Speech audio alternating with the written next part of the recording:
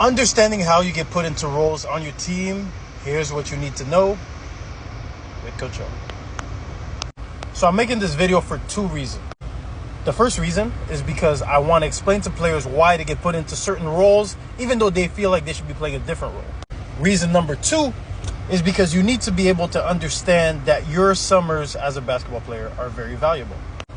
So we're entering an era of basketball where, especially at the high school level, it's getting to a point now where coaches are going to recruit players during the summer, and they're going to have an idea about what they want their team to look like before the beginning of the season. So let's say the beginning of the season will be in September. Let's say that's when school starts. So most teams have what we call a training camp. Training camp is when we get the team ready. We do dryland training. We insert certain primary concepts, defense, offense, etc., etc. Let's say training camp lasts 1 month. So from September, let's say you don't have any preseason games until October. During that period of a month, that's when the coach basically gets an idea about how they want to run the team.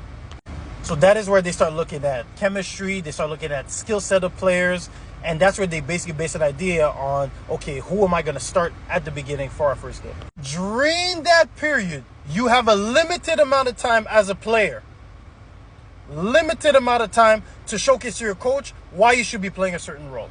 Very important to understand that.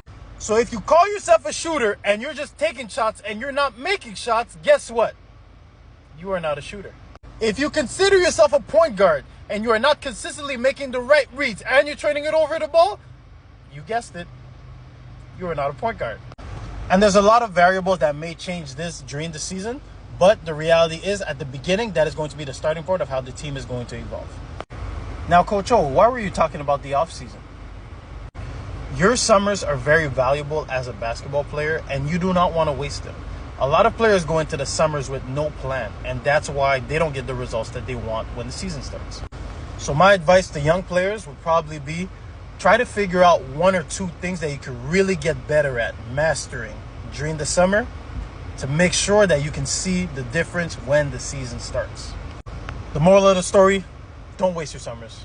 And whoever's telling you that there's no politics in basketball is definitely lying to you.